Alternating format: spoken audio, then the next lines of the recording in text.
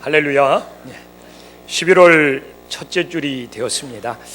2주 전 캐나다 국회 의사당에서 이슬람 개종자의 소행으로 보이는 총격 사건이 있었습니다. 대단한 사건이죠.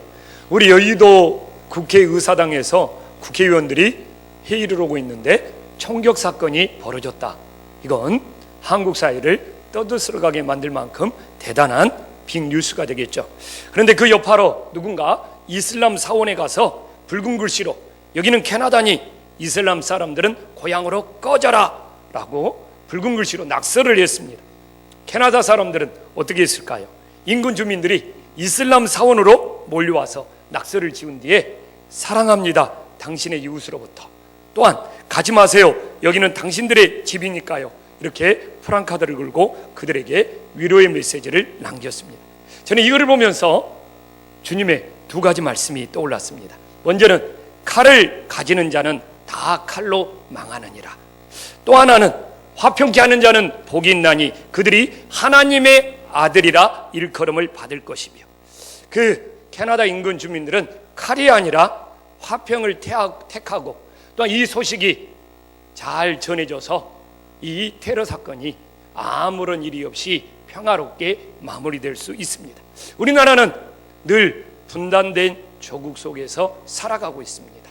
그래서 우리도 늘 칼을 택할 것인지 화평케 할 것인지 늘 선택하면서 살아야 함을 알 수 있습니다. 여러분들은 이런 갈등과 분쟁의 상황 속에서 어느 것을 택하시기를 원하시며 살아가고 있습니까? 사실 오늘 말씀은 애굽의 왕자로 성장하던 모세가 칼을 택하여 사람을 죽임으로 그는 결국 도망쳐서 광야로 피난길을 떠났음을 우리들에게 보여주고 있습니다. 그리고 그는 광야에서 40년을 지내다가 어느 날 호렙산 떨기나무에서 하나님의 부르심을 받고 있는 장면이 오늘 본문의 말씀입니다. 하나님께서 모세를 어떻게 부르시고 모세는 하나님 앞에 어떻게 반응한지를 깨닫고 우리도 하나님의 부르심에 어떻게 반응할 건지 돌아볼 수 있는 은혜로운 시간이 될 수 있기를 주님의 이름으로 간절히 축원합니다. 사실 모세는 애굽의 왕자로 자신의 동족을 애굽에서 그 노예 생활에서 해방을 시키고자 했지만 철저하게 실패를 경험하게 되었습니다. 모세가 실패한 이유는 무엇일까요?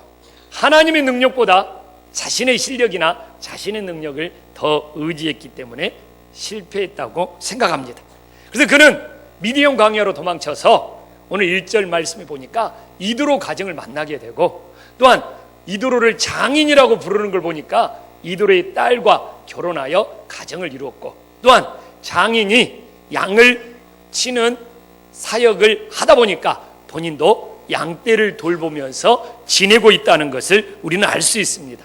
이렇게 미디안 광야에서 양떼를 치면서 40년을 보내던 어느 날 하나님께서 오늘 이 호렙산 떨기나무에서 그를 부르고 있음을 알 수 있습니다. 그런데 과연 모세가 애굽에서 도망쳐서 광야에서 보낸 40년의 시간이 무의미한 시간이었을까요? 사실 모세는 그렇게 생각했을 겁니다. 내 인생 실패했어. 이렇게 광야에 이렇게 도망쳐 나와서 이제 양이라 치다가 언젠가는 이 세상을 떠나 사라지겠지, 그렇게 살았을지도 모릅니다. 그러나 하나님께서는 이 광야에 모세 이 망명의 40년 생활은 하나님께서 위대한 계획을 이루기 위한 준비의 기간이었음을 알 수 있습니다. 저는 참 놀래요. 모세가 40년 동안 광야에서 망명의 삶을 살았던 그 40년의 기간만큼 모세는 이스라엘 백성들을 40년 동안 광야에서 인도할 수 있도록 하나님 앞에 쓰임 받았다는 것을 우리가 알 수 있습니다. 얼마나 이 놀라운 일입니까? 그래서 모세는 전혀 그렇게 생각하지 않을지라도 하나님께서는 하나님의 일을 준비하기 위한 섭리의 과정이었고, 정말 연단과 훈련의 과정이었음을 알 수 있습니다. 그렇기 때문에 우리도 내 인생의 길이 막히고 내 인생의 고난이 닥치고 내 인생에 어려움이 닥쳐서 왜 이렇게 내 인생이 안 풀리나 라는 낙심 속에 있을지 모르지만, 오히려 그 기간이 하나님께서 우리에게 뭔가 어떤 일을 맡기시기 위하여 준비하는 기간이 될 수 있다는 것도 우리들이 영적인 눈으로 돌아볼 수 있기를 간절히 소망합니다. 근데 더 놀라운 것은 40년 하나님께서 일을 시키기 위해서 40년 동안 준비를 시켰다는 것에 한 번쯤 우리들이 주목해 봐야 되지 않습니까? 40년 하나님의 일을 맡기기 위하여 정확히 40년 사전 답사를 시켰던 그 하나님의 모습을 보면서 지금 어떻게 보면 이 땅에 하나님의 일을 한다든지 또한 어떤 일을 할 때 너무 준비 없이 우리들이 속성 과정을 좋아하지 않는가라는 생각을 해봅니다. 목사가 되는 것도 사실 저 같은 경우는 10년, 20년 준비해도 부족하다고 생각을 합니다. 모세가 40년 준비해서 어떻게 보면 40년 신학 공부해서 40년 하나님 앞에 쓰임 받은 것처럼요. 그런데 너무 속성으로 너무 빨리빨리 이런 목회자나 이런 하나님의 일꾼들이 만들어지기 때문에 그만큼 한국교회가 부실해지지 않나 생각도 해보게 됩니다. 또한 우리들의 삶도 마찬가지예요. 40년 사역을 위해서 40년 답사를 시킨 것처럼 나도 너무 조급하게 너무 급하게 서둘러서 어떤 일을 처리하려고 하지는 않는지 돌아보면서 정말 좋은 열매를 위해서는 충분한 준비 기간이 필요하다는 걸 모세의 삶을 통하여 다시 한번 돌아볼 수 있기를 간절히 소망합니다. 이처럼 40년 동안 광야를 답사하던 모세에게 어느 날 하나님께서 오늘 2절에 보니까 호렙산 떨기나무에 불이 붙어서 사라지지 아니하였습니다. 여러분, 이 떨기나무는 가시덤불입니다. 그렇기 때문에 사막에 열이 뜨겁게 올라가면 대략 40도만 올라가면 자연적으로 이 떨기나무 가시덤불에 불이 붙어가지고 지푸레기 사라지듯이 사라져버립니다. 사실 사막에 열기가 올라가면 이곳저곳에서 가시덤불에 불이 붙어가지고 1, 20초 만에 순식간에 사라져버려야 돼요. 모세는 이 광경을 너무나 많이 봤습니다. 그래서 당연히 이 볼품없고 이 초라한 이 메말라 있는 가시덤불에 불이 붙으면 1, 20초 만에 지푸라기처럼 타오르다가 싹 사라져버려야 되는데 이게 웬일로 그런 가시덤불이 불이 붙었는데 꺼지지 않고 계속 타오르고 있는 거예요. 모세에게는 너무나 신기한 광경이었고, 그렇기 때문에 그 호기심에 끌려서 도대체 저 가시덤불은 1, 20초면 불이 붙어서 자연 발화로 사라져야 되는데 왜 계속 타고 있는가 하면서 3절에 보니까 그 광경을 확인하고자 그 곁으로 계속 다가가고 있는 모습을 우리들에게 보여주고 있습니다. 그러면 이것이 바로 하나님께서 모세를 부르는 과정이었죠. 이렇게 하나님께서는 모세를 이 호렙산 떨기나무 불꽃으로 관심 갖게 하고 모세를 하나님 앞으로 다시 부르시고 있습니다. 그러면 여기서 우리는 궁금한 점이 생깁니다. 어떤 궁금한 점이 생깁니까? 왜 하필 많고 많은 장소 중에서 호렙산 떨기나무에서 하나님께서 모세를 부르셨는가? 여러 장소가 있을 거 아닙니까? 그런데 왜 하필 호렙산 떨기나무냐 이거죠. 근데 바로 제가 이야기했지만 이 떨기나무 정말 볼품없습니다. 앙상하고 볼품없고 초라한, 그러다가 사막에 열기만 올라가면 불 붙어서 사라져버리는 바로 이 초라하고 볼품없는 이 모습이 당시 애굽에서 볼품없이 초라하게 노예 생활을 하다가 언제 죽을 줄 모르게 죽어서 사라져버리는 이스라엘 백성들의 처지를 보여주고 있다는 것을 우리들이 다시 한번 깨달을 수 있기를 간절히 소망합니다. 그래서 이 떨기나무의 모습은 이스라엘 백성들의 모습인 거예요. 노예 생활이 무슨 대단한 생활입니까? 또 노예가 죽었다고 누가 장례라도 치러줍니까? 이렇게 볼품없이 초라하게 노예처럼 살다가 죽어버리는 이스라엘 백성들의 모습이 떨기나무 모습으로 비춰주고 있는 것이죠. 그러나 하나님께서는 이런 초라하고 볼품없는, 그리고 쉽게 사라져버리는 이 떨기나무 속에서도 하나님이 함께 하시면 사라지지 않고 계속 타오를 수 있다는 것을, 이스라엘 백성들에게 소망을 주고 있다는 것 또한 우리 성도님들이 놓치지 않기를 간절히 바랍니다. 또한 이걸 개인적으로 보면 모세 자신의 모습이에요. 모세도 인생 실패했지 않습니까? 그러다가 광야에서 양이라 치다가 그냥 죽으면 그 인생도 볼품없는 인생으로 끝나는 거예요. 그러나 모세를 불러서, 모세야 봐라, 너가 떨기나무처럼 볼품없고 초라하게 살다가 언젠가는 사라지겠지만 그래도 하나님이 너와 함께 하시면 너의 불이 다시 한번 타올라서 하나님 앞에 귀하게 쓰임받는 인생이 될 수 있다는 비전을 심어주고 있음을 믿으시기를 간절히 축원합니다. 그래서 바로 이 가시나무의 이 떨기나무, 이 가시덤불이 히브리어로 스네라고 합니다. 저는 이 스네, 이 가시덤불을 너무너무 좋아합니다. 왜? 저도 이 가시덤불과 같은 인생이었거든요. 내 인생 별 볼 일이 있습니까? 그냥 볼품없이 초라하게 살다가 이 세상에서 언젠가는 사라져버릴 인생이 바로 스네, 가시덤불과 같은 저 같은 인생이었습니다. 근데 저같이 이렇게 볼품없고 별 볼 일 없고 언젠가 사라져버릴 저 같은 인생에 하나님이 저를 만나주시고 제 안에 하나님의 불꽃을 점화시켜 주시사 이 땅에서 가치 있고 소중한 삶으로 살게 해주신 그 하나님이 얼마나 감사한지요. 근데 이 가시덤불과 같은 저를 하나님이 함께 해주시니까 이렇게 볼품없고 초라한 인생이 그래도 하나님 앞에 이렇게 쓰임받는 인생이 될 수 있다는 것이 얼마나 감사한지요. 어떻게 보면 여기에 모인 모든 우리들의 인생 볼품없고 초라한 인생이 될 수 있습니다. 그래서 언젠가는 사라지겠죠. 그러나 여러분들의 인생들 속에서도 하나님이 함께 하심으로 가장 가치 있고 소중한 인생으로 변화됨을 믿으시기를 간절히 축원합니다. 옆 사람과 인사 한번 나눠볼까요? 당신의 인생이 예수 안에서 얼마나 소중한 인생인지요.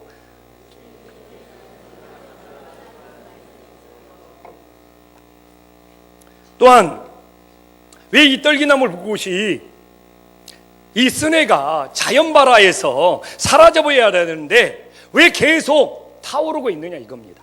저는 모세에게 그걸 가르쳐주고 있는 것 같아요. 모세야, 사람의 불꽃과 하나님의 불꽃은 반드시 다르다는 것을 가르쳐주고 있는 것 같아요. 사실 모세의 가슴속에서도 뜨거운 불꽃이 있었죠. 그가 애굽의 왕자로 이스라엘 백성들을 노예에서 해방시키고자 하는 가슴에 뜨거운 불꽃이 있었습니다. 그러나 자신의 능력으로 하고자 하는 사람의 불꽃이었기 때문에 그 불꽃은 사라져버린 거예요. 이처럼 내 능력으로 하고자 하는 사람의 불꽃은 나도 모르게 사라져버릴 수밖에 없는 것을 모세에게 보여주면서 하나님은 그런 이야기합니다. 호렙산 떨기나무처럼 사람의 불꽃이 아니라 하나님의 불꽃이 타올라야지만이 사라지지 않고 오히려 계속 주님의 사명을 감당할 수 있다는 것을 우리들에게 보여주고 있는 것입니다. 그래서 우리들의 마음속에서도 두 가지 불꽃이 있습니다. 내 힘으로 오고자 하는 사람의 불꽃과 철저하게 하나님의 인도하심을 받고자 하는 하나님의 불꽃이 있는 것이죠. 우리가 연초에 다 뭔가를 해보고자 했습니다. 이제 어느덧 한 해도 2달밖에 남지 않았습니다. 연초마다 하나님 앞에 뭔가를 해보겠다고 나서서 내 마음속에 뭔가 타오르는 것 같지만 언제 어느 때 사라진지 모르게 내 마음속에 연초에 있던 하나님의 약속들이 다 사라져버렸다면 그건 하나님의 불꽃이 아닌 어떤 내 의지, 내가 해보겠다는 사람의 불꽃에 불과했다는 것이죠. 그래서 올 한 해 2달밖에 남지 않았지 않습니까? 왜 나는 끝까지 가지 못할까? 왜 나는 열매를 맺지 못할까? 한 번쯤 돌아봐야 되지 않습니까? 그런데 바로 그렇게 모세처럼 연초에 뭔가 해보고자 시작했던 것이 그때 의욕도 있었고 뭔가 계획도 있었지만 그 모든 것들이 하나님이 주신 불꽃이 아니고 인간의 불꽃, 사람의 불꽃이었기 때문에 조금 타오르다가 언제인지 모르게 다 사그라져서 사라져버리는 것은 아닌지 우리 자신들을 점검을 볼 수 있기를 간절히 축원합니다. 그러나 하나님이 주신 불꽃이라면 어떠한 어려움이 있더라도 오히려 하나님이 주신 불꽃이 그 어려움을 불살라서 꺼지지 않고 하나님의 사명을 끝까지 감당할 수 있는 것 또한 우리들의 가슴 속에 새길 수 있기를 간절히 축원합니다. 여러분, 모세의 가슴 속에 뜨겁게 타올랐던 그 불꽃이 꺼질 때 모세는 변명거리가 없었습니까? 모세는 핑계거리가 없었습니까? 하나님, 내 불이 괜히 꺼진 줄 알아요? 내가 내 동족 이스라엘 백성들을 해방시키려고 했는데 이놈들이 나를 도와줘야 되는데 오히려 나를 고발해서 내가 도저히 그들을 믿고 일을 할 수가 없었습니다. 이런 변명들을 얼마든지 할 수 있는 거죠. 그래서 우리도 그냥 사람의 불꽃이 타오르다가 꺼질 때 사람들과 마음이 안 맞아서 뭐 누가 방해를 해서 누가 시샘을 해서 우리는 얼마든지 변명할 수 있는 것이죠. 그러나 그 변명 이전에 그 불꽃은 내 만족을 위한 사람의 불꽃은 아니었는지 오히려 본질을 돌아보시면서 우리들의 마음속에 타오르는 불꽃이 사람의 불꽃이 아니라 하나님의 불꽃이 되어야지만이 어려움도 삼키고 방해도 삼키고 주변의 시샘도 삼키면서 하나님의 뜻을 이루어갈 수 있는 위대한 역사가 일어남을 믿으시기를 주님의 이름으로 간절히 축원합니다. 그러면 이제 중요한 것은 여기서부터예요. 자, 우리가 사람의 불꽃이 아니고 하나님의 불꽃을 받읍시다. 좋은 이야기잖아요. 그러면 우리가 이제 더 중요한 것은 뭐예요? 어떻게 하면 사람의 불꽃이 아니고 하나님의 불꽃을 받을 수 있느냐? 우리는 여기까지 나가야 되는 거예요. 그래서 다 우리는 들을 수 있어요. 야, 사람의 불꽃이 아니고 하나님의 불꽃 받자. 다 좋은 이야기예요. 알 수 있어요. 그러나 더 중요한 것은 어떻게 하면 사람의 불꽃이 아니고 하나님의 불꽃입니까? 이걸 찾아내야지만이 우리들의 마음속에 하나님의 불꽃이 점화될 수 있음을 깨달으시기를 간절히 축원합니다. 그러면 지금까지 사람의 불꽃으로 살다가 사그라지고 꺼져버리는 모세에게 다시 하나님의 불꽃으로 타오르기 위하여 하나님이 모세에게 요구하는 것은 무엇입니까? 오늘 바로 5절이 하나님의 불꽃이 타오르기 위한 하나님의 영적인 원리임을 우리들에게 가르쳐주고 있습니다. 우리가 5절 말씀을 한 목소리로 다 함께 한번 읽어보겠습니다. 시작. 하나님이 이르시되 이리로 가까이 오지 말라. 내가 선 곳은 거룩한 땅이니 내 발에서 신을. 아, 그렇구나. 모세가 거룩한 땅에서 신고 있는 그 신발을 벗어야지만이 사람의 불꽃이 아니라 하나님의 불꽃이 타오를 수 있다는 것을 우리들에게 보여주고 있습니다. 그러면 이제 우리는 신발을 벗는 의미가 무엇인지를 우리 성도님들과 함께 나눠봤을 때 나는 하나님 앞에서 내가 신고 있는 신발을 벗고 하나님의 불꽃이 타오르고 있는지 아니면 여전히 내가 내 신의 신발을 신고 있기 때문에 하나님의 불꽃이 타오르지 못하고 여전히 사람의 불꽃에 불과한 줄을 알 수가 있는 거 아닙니까? 그러면 여기서 모세가 신고 있는 신발의 신을 벗는다는 것은 무슨 이야기입니까? 인생의 주인이 누구냐 이겁니다. 모세 당시 저 사람이 주인인지 저 사람이 노예인지 구별하는 방법은 뭔지 압니까? 신발에 신을 신고 있느냐 신고 있지 않느냐의 문제입니다. 주인들은 신발에 굉장히 좋은 신발을 신고 있는 거예요. 자기가 주인 노릇하고 자기가 직급이 높을수록 정말 가죽신부터 시작하여 더 좋은 신을 신게 되는 거죠. 그러나 노예들은 절대로 신발을 신어서는 안 되는 겁니다. 그래서 사람을 봤을 때 신을 신고 있느냐 신발을 벗고 있느냐 여기에 따라 그 사람이 노예인지 그 사람이 주인인 줄을 알 수가 있는 겁니다. 그러므로 모세가 하나님 앞에서 신발을 벗고 있다. 대단한 의식인 거죠. 지금으로 보면 어떻게 보면 세례를 받는 것보다 더 중요한 의식인 거죠. 모세가 지금까지 자기의 신을 짓고 인생의 주인 노릇을 자기 자신이 하다가 이제는 하나님 앞에서 내가 내 인생의 주인이 아니라 나는 당신의 종, 하나님의 종입니다 하면서 모세는 신발을 벗고 있는 거예요.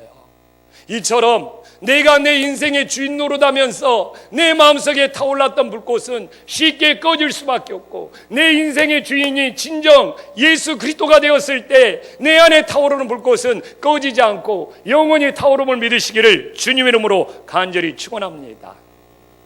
그래서 오늘도 내 인생의 주인이 누구이냐에 따라서 내 마음속에 타오르는 이 불꽃이 사람의 불꽃이냐 하나님의 불꽃이냐가 결정되는 것이죠.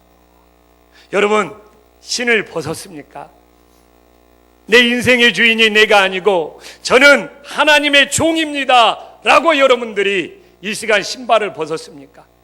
그렇다고 진짜 신발 벗으면 안 돼요. 무지 냄새 나요. 우리가 내 인생에 내가 신고 다니는 주인의 신발을 벗고 정말 하나님의 종으로 나아갈 때 내 안의 불꽃이 사람의 불꽃이 아니라 하나님의 불꽃이 됨을 믿으시기를 간절히 소망합니다. 또한 오늘 이 신발을 벗는 또 다른 이유, 이 두 번째 이유는 무엇입니까? 내가 인생을 어떻게 사느냐 이거예요. 오늘 하나님께서 오늘 5절에 뭐라고 이야기를 하고 있습니까? 지금 모세가 서 있는 곳이 어떤 땅이에요? 오늘 5절 말씀에 나와 있잖아요. 오늘 5절 다시 한번 봐보시기 바랍니다. 거룩한 땅이라고 나와 있잖아요. 그러면 지금까지 모세가 다녔던 땅은 뭡니까? 거룩한 땅이 아니고 죄악의 땅이 되는 것이에요. 그래서 모세는 지금까지 죄악의 땅에서 신을 신고 돌아다녔다는 것으로 지금 우리는 충분히 알 수가 있습니다. 그러면 우리가 지금 모세가 서 있는 곳은 거룩한 땅인데 지금까지 모세가 돌아다녔던 땅은 모두 다 죄악의 땅이 되는 거예요. 왜 지금까지 모세가 돌아다녔던 모든 땅이 죄악의 땅이 되어버리는 겁니까? 왜? 하나님이 없는 것처럼 모세는 지금까지 살았던 겁니다. 하나님을 안 믿었다는 것이 아니죠. 어떻게 지냈다고요? 하나님이 없는 것처럼 지냈다는 거예요. 모세의 말투나 모세의 행동이 하나님이 없는 것처럼 지내고 하나님이 없는 것처럼 행동했기 때문에 모세가 선 땅이 지금까지 죄악의 땅이었어요. 그러나 지금 모세가 선 땅이 왜 거룩한 땅이 됩니까? 하나님을 바라보고 하나님의 음성을 듣고 하나님과 대화를 나누기 때문에 지금 모세가 서 있는 땅이 거룩한 땅이 되는 겁니다. 그래서 오늘도 우리들이 내가 선 곳이 거룩한 땅으로 만들기 위해서는 하나님을 만나야죠. 하나님이 함께 해야죠. 하나님의 거룩한 임재가 있어야죠. 그러나 하나님이 없는 것처럼 오늘도 우리가 세상에서 살아가고 있다면 그 우리의 삶의 자리는 거룩한 땅이 아니고 죄악의 땅이 되는 것이죠. 그래서 여러분들이 오늘 교회에 나와서 예배를 드린다고 다 거룩한 사람이 되는 것이 아니에요. 여러분들이 서 있는 곳을 거룩한 땅으로 만드느냐 죄악의 땅으로 만드느냐는 것은 여러분이 서 있는 곳에서 오늘 모세처럼 하나님과 어떤 교제를 나누냐에 달려 있습니다. 지금까지 모세는 하나님이 없는 것처럼 살아왔던 것입니다.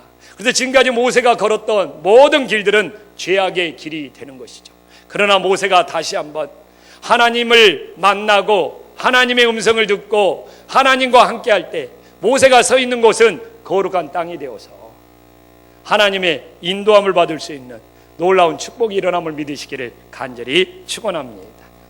그리고 또 오늘 이 신발을 벗는다는 것에 아주 중요한 의미가 있죠. 인생에서 무엇을 포기해야 하느냐 문제라는 겁니다. 그래서 성경에서 신을 벗는다는 것은 중요한 의미가 있죠. 그래서 룻기 4장 7절과 8절을 보면 이것만큼 신을 벗는다는 뜻이 무엇인지 잘 설명한 성경 구절은 찾아보기 힘듭니다. 우리 다 함께 너무나 중요하기 때문에 한 목소리로 한번 읽어보겠습니다. 시작. 일저 이스라엘 중에서 모든 것을 무르거나 교환하는 일을 확정하기 위하여 사람이 그의 신을 벗어 그 이웃에게 주더니 이것이 이스라엘 중에 증명하는 전례가 된지라. 이에 그 기업 물을 자가 보아스에게 이르되 내가 너를 위하여 살아하고 그의 신을 벗는다. 여기서 신을 벗는다는 건 뭡니까? 내 모든 권리를 포기한다는 거예요. 내 선택을 양도한다는 겁니다. 그래서 바로 이렇게 모세가 하나님 앞에 신을 벗는다는 건 뭡니까? 하나님 앞에 지금까지 누렸던 내 모든 권리, 내 모든 결정, 내 모든 선택 포기하고 하나님께 맡기겠다는 겁니다. 이럴 때 우리 마음속에 사람의 불꽃이 아니라 하나님의 불꽃이 타오르게 되는 겁니다. 여러분, 여러분이 누려야 할 권리를 포기했습니까? 하나님 앞에 여러분의 모든 인생의 선택권과 결정권을 하나님 앞에 온전히 맡겼습니까? 그럴 때 우리의 마음속에 사람의 불꽃이 아닌 하나님의 불꽃이 타오르는 겁니다. 여러분, 우리는 결단해야 됩니다. 정말 올 한 해도 사람의 불꽃이 조금씩 타오르다가 꺼져버렸다면 이제 우리의 인생, 한 번 사는 인생, 쓰네처럼 볼품없이 가치 없는 인생, 예수님이 찾아와서 소중한 존재로 만들어줬잖아요. 그럼 우리 마음속에도 모세처럼 이제 한번 하나님의 꺼지지 않는 불꽃이 타올라 봐야 되지 않습니까? 그러기 위해서는 우리들이 진짜 내 인생의 영적인 신발을 벗어서 내가 주인이 아니라 하나님이 주인 되고, 정말 내가 선 곳을 하나님이 임재하심으로 거룩한 땅으로 만들고 내 모든 권리를 포기하고 하나님께 맡기는 그런 신발을 벗을 때 우리 안에 영적인 불이 타오르는 거예요. 근데 우리가 여기서 마지막으로 하나 분별해야 합니다. 세상 것을 포기하면 그건, 그리고 그 다음이 없으면 그건 우리 뭐라고 말합니까? 자포자기라고 하는 거예요. 그래서 오늘 11절에 모세가 고민하는, 오늘 11절 말씀 한번 봐보십시오. 지금 모세가 하나님께 아뢰되 내가 누구 귀에 바로에게 가면 이스라엘 자손을 애굽에서, 모세는 포기했어요. 그러나 여기서 지금 중요한 것은, 여러분, 세상에서 나는 할 수 없다고 포기하면 자포자기가 되는 거예요. 그러나 모세는 이것이 자포자기냐 자포자기 아니냐, 참 이것은 중요한 문제죠. 모세도 할 수 없다는 겁니다. 포기했어요. 그러나 모세가 여기서 하나님께 묻지도 않는다면 자포자기죠. 그러나 모세는 궁금해요. 하나님, 신발을 벗는 것은 모세도 알죠. 권리를 포기하는 거라고. 아, 내가 권리까지 다 포기했는데 하나님, 이스라엘 백성 내가 어떻게 인도해요? 하나님, 그래서 이제 이스라엘 백성들을 어떻게 인도할 겁니까? 만약 여기서 모세가 하나님, 그럼 내가 한번 인도해 보겠습니다, 이거 신발 벗는 거 아니죠. 권리 포기한 거 아니죠. 그래서 성경을 우리가 바라볼 때는 이렇게 함께 의미가 연결이 돼야 돼요. 이 말씀 가지고 모세가 자신 없어 한다, 어찐다, 그럴 필요가 없는 거예요. 중요한 것은 신발을 벗었기 때문에 할 수 없다고 말하는 것이 당연한 거예요. 그러나 세상의 포기는 자포자기죠. 이제 다 나아버리는 것이죠. 그러나 하나님께서는 그래, 네가 그렇게 권리를 포기하고 하나님께 다 맡기면 12절에 답을 해주잖아요. 12절 답에 어떻게 나와 있습니까? 우리 다 함께 한 목소리 읽어보겠습니다. 시작. 하나님이 이르시되 내가 반드시 너와 함께 있으리라. 내가 그 백성을 애굽에서 인도하여 낸 후에 너희가 이 산에서 하나님을 섬기리니 이것이 내가 너를 보낸 증거. 뭐라고 합니까? 하나님이 함께 하시고 하나님이 인도하시고 하나님이 책임져 주신다는 겁니다. 이건 자포자기가 아니잖아요. 그래도 내가 권리를 포기하지 않았는데 하나님이 우리를 인도해 주시자 이겁니다. 그래서 정말 올 한 해를 돌아보면서 이제 2달 남은 거 유정의 미를 거둬야죠. 연초에 시작했던 불꽃 꺼져버렸다면 사람의 불꽃인 거고, 꺼지지 않고 여전히 타오른다면 하나님의 불꽃인 것이죠. 그래서 내가 과연 신발을 벗었는지 돌아보면서 내가 진정 신을 벗었을 때 하나님이 나와 함께 하시고 우리 인생을 정말 인생 마지막까지 끝까지 인도해 주시는 놀라운 축복이 있음을 믿으시기를 간절히 축원합니다. 기도하겠습니다.